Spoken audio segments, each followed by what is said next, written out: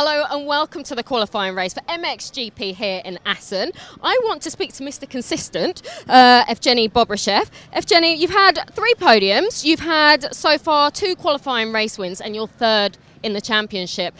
Are you happy so far? Because it's been a really consistent season, 16 rounds in. Yeah, I do, for sure. I'm happy when I'm looking at the standings, but you know, I want to focus just for the races, for the weekends, and to be on 2 wheels and just focus every meter on the track. And my goal is to be consistent. And how was practice for you earlier? Yeah, it was fine. Track a bit short, 1 minute 30 seconds, so we're going to make lots of laps. And some places a bit tight. But anyway, I'm looking for a good start, and then I can make a solid race, I guess. Best of luck, Evgeny. I want to speak to now Glenn Coldenhoff, who's actually flying the flag for the Dutch over here, Sand Rider. Glenn, how's it going? Good, good. Glenn, we've seen you can actually run the pace and win. We saw that in Latvia, another sand track. Do you think that you'll be impressing the fans this weekend?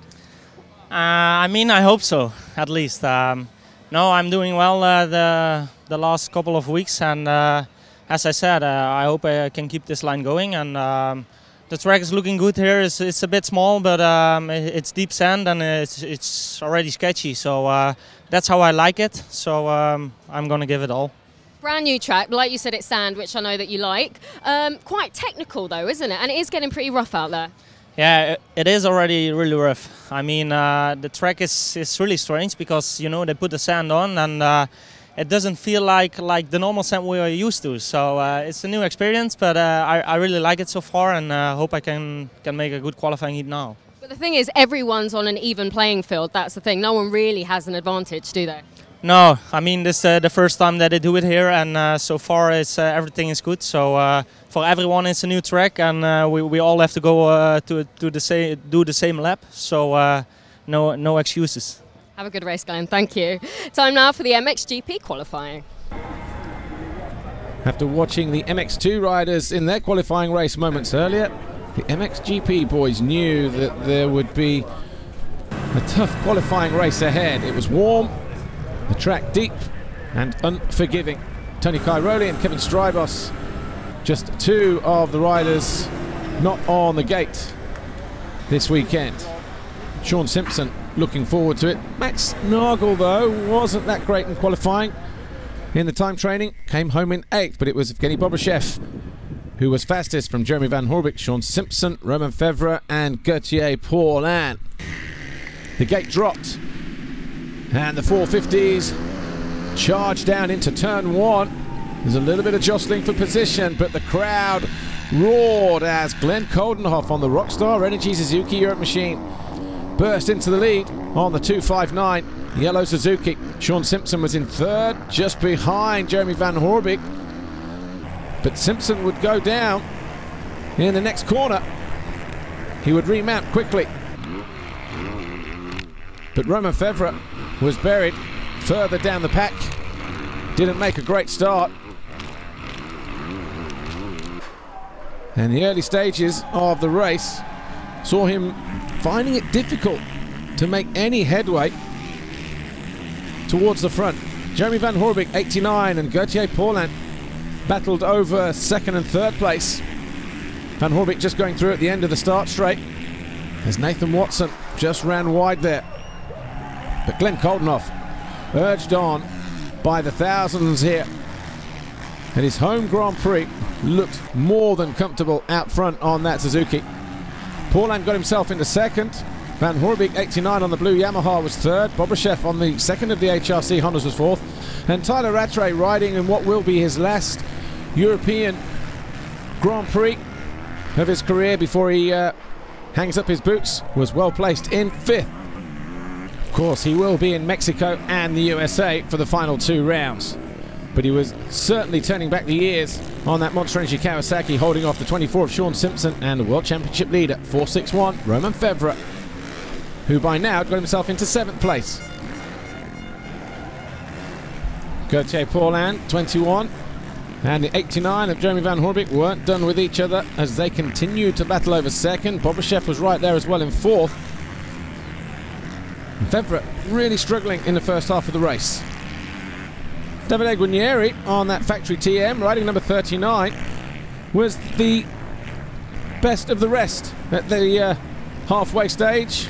He was in 8th place. Behind him was 17 Boutron, the 11 of Bengtson, the 111 of Ferris, and the 991 of Nathan Watson. But the crowd here loving what they saw from Glenn Coldenhoff, showing no signs of nerves or pressure. Van Hoorbeek, though, almost got caught there by the 777 of Bobryshev. Slight mistake towards the end of the start straight. Almost saw the Russian through, but wasn't able to take his chance when it came. And eventually he started to run out of steam. Started to fade in the heat. Maybe lost his rhythm as well, just that little bit. He was coming under pressure as well from the 461 of Romain Febvre, who'd already found his way past Simpson and Rattray. And it wasn't long before the Frenchman, the World Championship leader, found his way past the Russian. That's ahead of him. Van Hoorbeek got himself into second with that pass on Gauthier Paulin. Had to lock up on the brakes to make sure that the Frenchman didn't come back by him.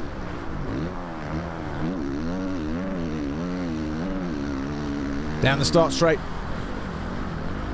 On board here with Paulin in 3rd place. Just looking ahead as he tried to keep Van Hoorbeek in his sights. Febvre battled hard. He made up the deficit to get back on terms with the 2 Hondas. And his moment came at the end of the start straight as Bobryshev, struggling with his roll-offs, just ran himself a little bit too wide, and that allowed Febvre up the inside. And Febvre suddenly went after his teammate, and all eyes were on that battle then for 2nd position, because let's not forget, they are the 2 riders fighting over the World Championship in this MXGP category this weekend. But it was Coldenhoff who celebrated with a victory for the first time in the qualifying in MXGP here in front of his home fans. Glenn Coldenhoff, first qualifying race winner of the season. I asked you a couple of days ago whether you can win here, and you weren't sure. It looks like you can, and those fans were really going crazy for you as well. Yeah, they were extreme, you know. Every single lap I passed the tribune, I was like ghost bumps all over the place, and it made me nervous a little bit, but it's good for tomorrow, you know. The fans are behind me, so but I have to thank the good start, you know. It was a little bit easier. I could pull away a little bit in the beginning, and I could do my own thing, and yeah, just happy to be on the pole for tomorrow. Great job, thank you, Glenn. Jeremy Van Hoorbeek, great qualifying result for you. One of the best of the season, in fact, next to Italy. Good start, but you had to be patient before making that move on Paulin. Yeah, you know, the track, they water a lot just before our heat, and I had tear off, so they were gone pretty quick, so I had to save some for the end, and I waited for the perfect moment to pass him and then just rode my own rhythm, and yeah, it's good. It's good for Saturday, good gate pick for tomorrow, and it seems like it's suiting me well, this track, so I hope I can be on the podium again, but definitely the last weeks I feel back the old Jerry man. Good luck for the race, thank you. Gauthier Paulin, good start. You definitely seem a lot more focused this weekend than last weekend. Tell us about your race and a little battle there at the end with Febvre. I really had a good race, you know. First I had a good start, and you know, like you mentioned, I'm more in this weekend because now it's 6 weeks that I hurt my knee, and I cannot train. I couldn't train like I want, you know, during the weekends and during the week. So it was tough, but now it's getting much better. And I had a good battle with Van Hoorbeek, and then Romain was getting back, but you know, it was just 20 minutes plus 2, so I took control, and it was okay. You know, third for tomorrow. It's a good gate. Okay. Thank you.